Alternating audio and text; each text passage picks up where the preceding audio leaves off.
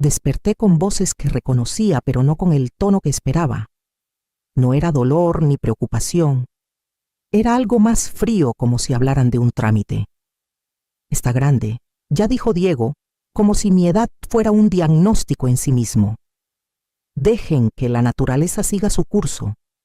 Mi cuerpo parecía hecho de arena mojada, pesado sin fuerza. No podía abrir los ojos todavía, pero estaba ahí, presente. La máquina a mi espalda hacía clic y pitaba lentamente recordándome que no me había ido, aún no. No es mi verdadera mamá, añadió en voz baja, pero sus palabras cayeron como plomo. Eso dolió más que los tubos o los moretones. No porque fuera nuevo, sino porque siempre tuve la esperanza de que superaría esa forma de pensar. Lo crié. Limpié sus desastres. Lo esperé despierta hasta tarde. Pagué sus brackets. Compré el traje para su baile de graduación. Pero nada de eso me ganó un lugar en el árbol genealógico que él usaba para medir el valor. Una enfermera clara, supe después su nombre, carraspeó. Escuché el juicio silencioso en su tono. Tal vez deberías esperar afuera por ahora. Diego resopló luego silencio y el chirrido de sus zapatos alejándose por el pasillo. Miré el interior de mis párpados deseando que mis dedos se movieran, pero no obedecían. Aún así mi mente estaba clara. Mi corazón, más lento de lo normal, trabajaba más que nunca. Repetí sus palabras en mi cabeza, sentí cómo se clavaban en las grietas que los años habían erosionado en silencio. No estaba sorprendida, no realmente. Pero a veces la confirmación sabe más amarga que la sospecha. Escuché las máquinas, el cambio en el aire cuando él se fue. Esperé sentir rabia o miedo, pero lo que llegó fue claridad. No un quiebre dramático, solo un chasquido seco y limpio. Que piense que me estoy desvaneciendo, que crea que no voy a regresar. Porque la mujer que dejó en esa cama, la que esperaba heredar, no la que tendría que enfrentar, ya no estaba. Y yo ahora abría los ojos lentamente recordando quién solía ser y quién nunca volvería a ser. Diego tenía 5 años cuando lo conocí. Estaba medio escondido detrás de la pierna de Javier, sosteniendo una figura de acción arrugada en una mano y mordiendo la manga de su sudadera. Su madre se había ido hacía casi 6 meses, según Javier. Se fue a Cancún con un músico y una botella de tequila. Ni una llamada, ni una postal. Solo silencio. No esperaba nada de Diego. No buscaba reemplazar a nadie. Javier y yo nos conocimos en un club de lectura de la universidad. Él enseñaba química en una prepa. Yo daba clases de literatura introductoria en un colegio comunitario. No teníamos prisa por nada, pero la vida siguió su curso. La primera vez que Diego me dejó apartarle el cabello de los ojos, tenía fiebre. Javier estaba atrapado entrenando al equipo de lucha en un torneo a 1 hora de distancia. Me quedé con Diego toda la noche con un trapo húmedo en su frente, convenciéndolo de tomar sorbitos de suero por un popote. Murmuró mamá una vez. Luego se corrigió. Y después susurró Luz. Ese se convirtió en nuestro código, nunca lo corregí. Nos casamos la primavera siguiente. Fue una ceremonia sencilla en el patio trasero, unos pocos vecinos, un arco alquilado y un pastel de chocolate. Diego llevaba una pequeña corbata de moño y estornudó a la mitad de nuestros votos. Javier bromeó, diciendo que deberíamos haberlo incluido en el acta de matrimonio. Reímos y me aferré a ese momento más de lo que imaginé. El tema de la adopción salió 1 o 2 veces. Javier siempre lo desestimaba.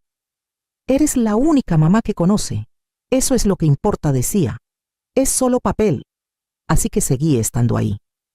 Permisos escolares, citas con el dentista, noches de juntas con maestros donde el profesor me miraba, luego veía la hoja y hacía una pausa madrastra. Y yo sonreía como si eso no partiera algo dentro de mí. No quería forzar nada. Pensé que el amor mostrado con constancia construiría su propio lazo.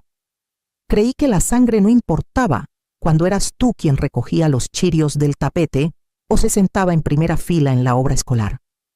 Pero Diego siempre me llamó Luz, nunca mamá, ni una vez ni por error. Me dije que estaba bien. Era nuestro sello. Algo privado personal. Significaba algo. Ahora, en esa cama de hospital, escuché lo poco que había significado para él. Y en ese silencio algo empezó a encajar.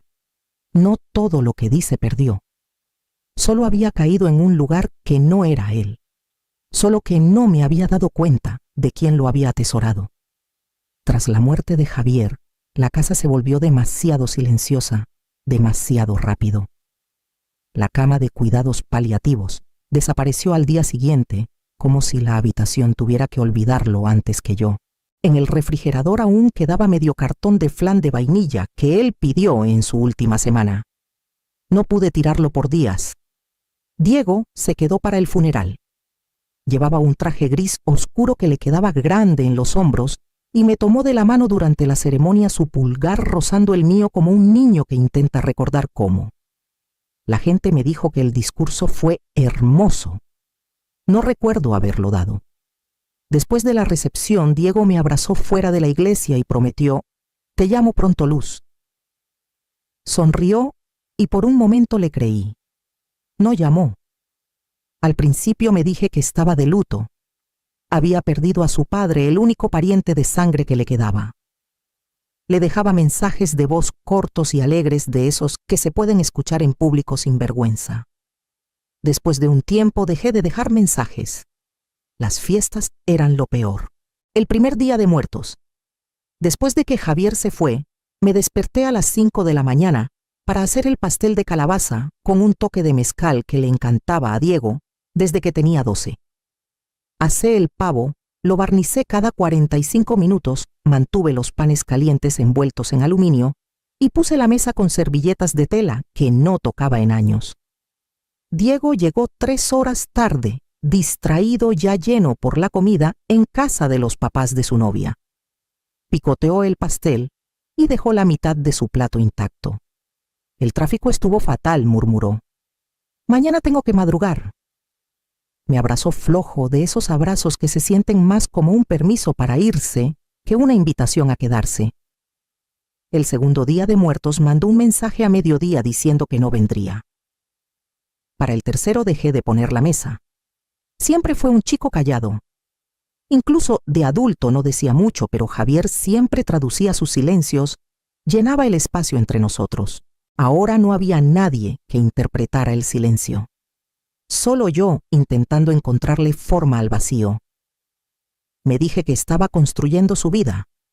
Tal vez sí. Pero la verdad se asentó lenta y punzante.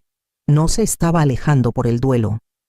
Se alejaba porque ya no tenía nada que necesitara de mí. Excepto una cosa.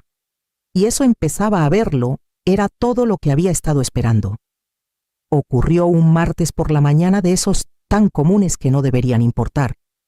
Iba camino a la biblioteca para devolver una novela de misterio y dejar unas galletas para el personal del mostrador, gente que todavía me miraba a los ojos cuando decía mi nombre. La carretera rumbo a Valle Escondido giraba suavemente cerca de los árboles, una curva que había tomado 1000 veces. Pisé el freno y no sentí nada. Ni suavidad, ni resistencia, solo aire, como presionar un bolsillo vacío. El coche dio un tirón, se hundió, y luego salió disparado como si lo hubieran soltado. No recuerdo el giro, solo el crujido del metal, y el olor a gasolina, y algo cálido. Mi último pensamiento antes de la oscuridad fue simple. Así no fallan los frenos. 2 semanas antes, Diego había pasado por casa sin avisar. No lo había hecho en meses. Me sorprendió verlo apoyado en la baranda del porche cuando regresé del mercado. «Solo vine a ver cómo estás», dijo demasiado casual. «La llanta delantera se ve baja. Déjame llevar el coche atrás, checo la presión». No se lo pedí. No esperó mi permiso. Cuando me devolvió las llaves 20 minutos después, sonrió como si eso significara algo. Todo en orden ahora. Ahora, en una cama que pitaba y olía a cloro y finales, me quedé quieta mientras las enfermeras entraban y salían. Clara era la que se quedaba más tiempo. Silenciosa, eficiente, ni muy joven, ni muy rápida para asumir. Revisaba mi suero, ajustaba mi sábana, y no se inmutaba cuando nuestras miradas se cruzaban y se sostenían demasiado. «¿Estás consciente?», dijo una vez, no como pregunta sino como certeza. No parpadeé. Ella asintió y siguió trabajando. Cada día desde el accidente fui armando el rompecabezas, el retrovisor flojo, el asiento demasiado adelante, la guantera abierta, revuelta de forma extraña. Cosas pequeñas. Por sí solas no significaban nada. Juntas formaban una silueta que Diego nunca admitiría, una que yo ya no podía ignorar. Dejé que pensaran que estaba aturdida por los medicamentos, apagada por el trauma. Pero estaba más lúcida que en años, y ya no fingiría que no veía lo que ya estaba en marcha. Diego regresó al día siguiente, afeitado, camisa impecable, los zapatos buenos que reservaba para entrevistas de trabajo. Se paró junto a mi cama con la misma expresión que usó en el memorial de su padre, respetuosa, seria, indescifrable. Pero esta vez no había duelo que cargar, solo cálculo. Miró las máquinas, luego a mí. Mantuve los ojos cerrados. Mi respiración lenta, constante. Escuché el clic suave de su celular. Unos toques. Una pausa. Luego otra vez, toque, desliz, desplazamiento.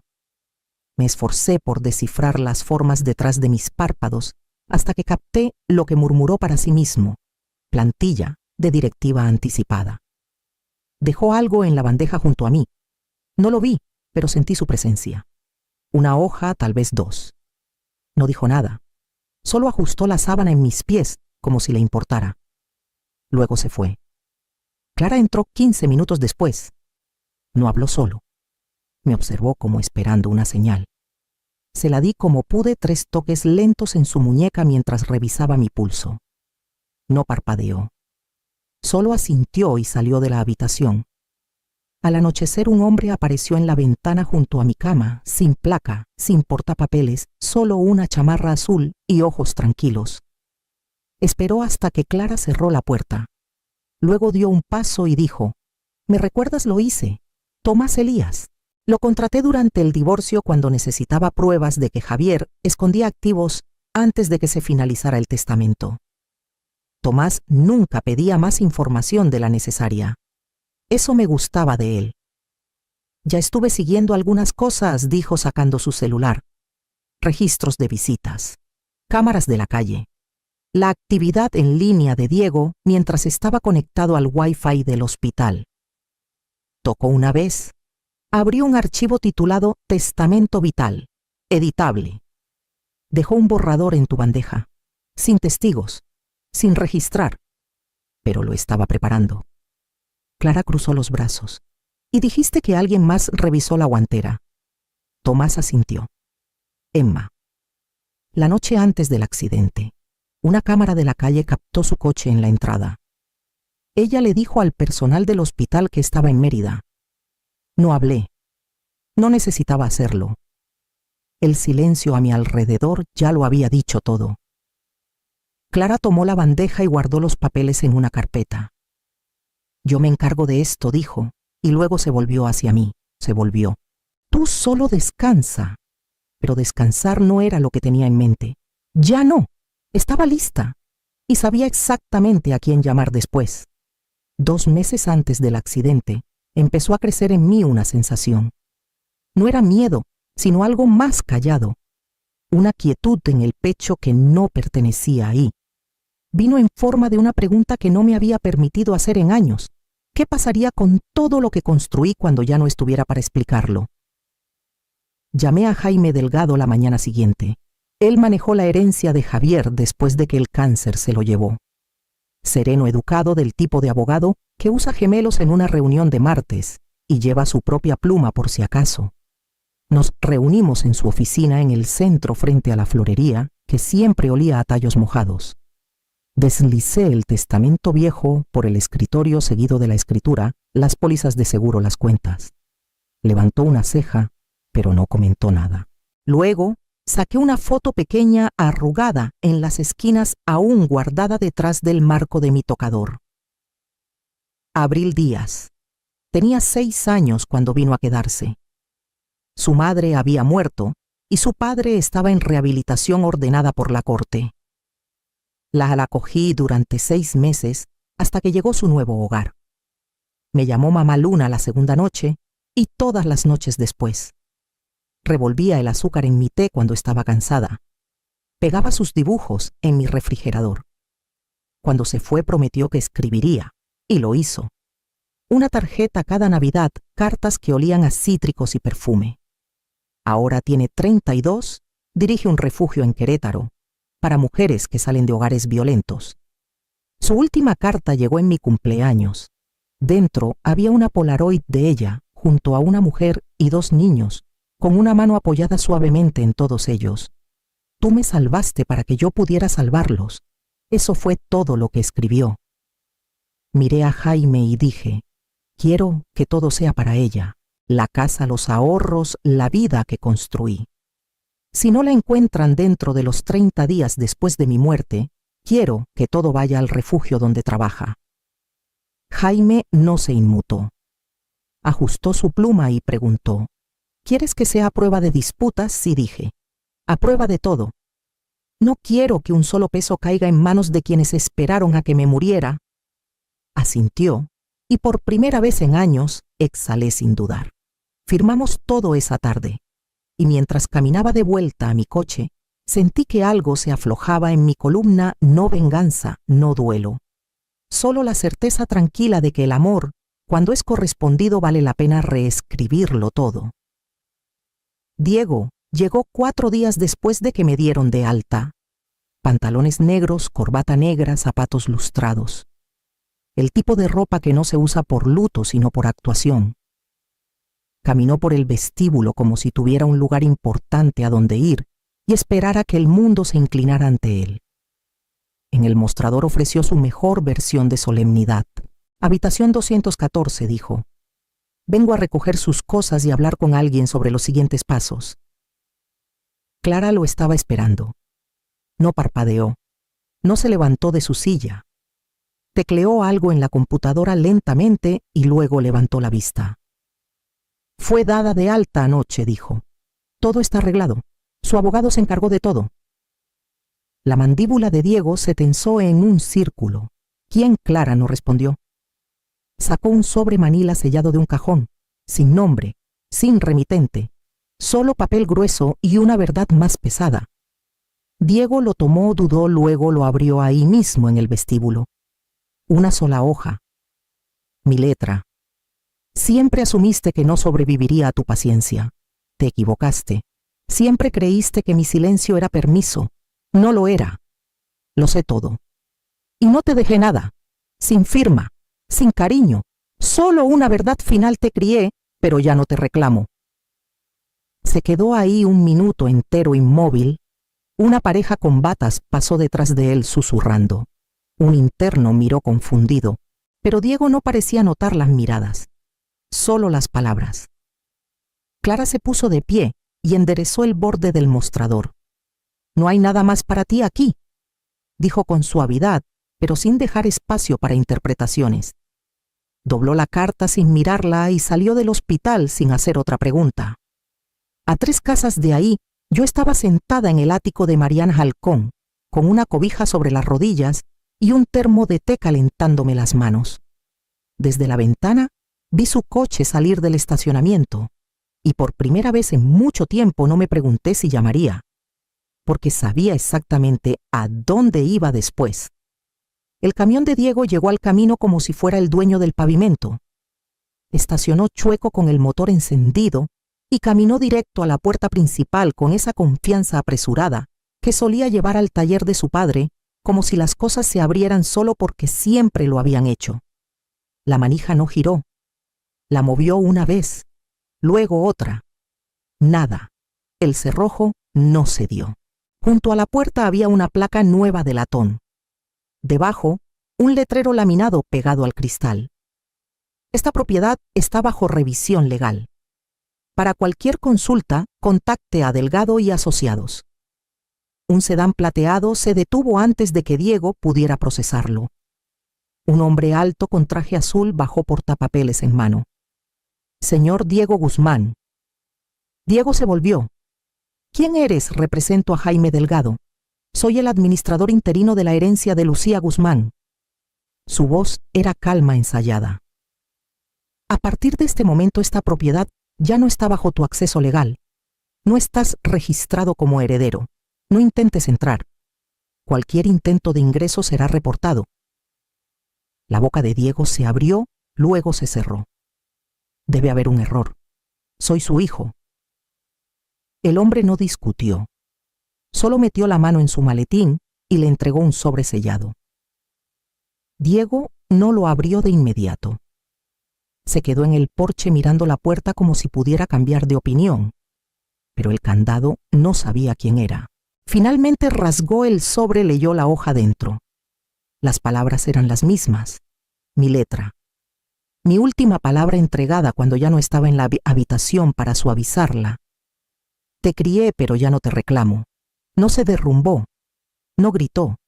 Solo dio un paso atrás al pavimento y miró la casa a su reflejo, apenas visible en la ventana oscurecida, bloqueado por un mundo que ya no lo reconocía. Lo vi todo desde el ático de Mariana. El té se había enfriado en mis manos, pero lo sostuve de todos modos. Abajo Diego estaba en el camino sin llave, sin plan, sin madre a la que regresar. Y entonces llegó el segundo coche. El camino a Segundo Florecer serpenteaba entre pinos y calma ese tipo de silencio que no te pide nada. Llegué con una maleta pequeña, una carpeta de copias legales y un nombre que al fin volvía a reclamar como mío.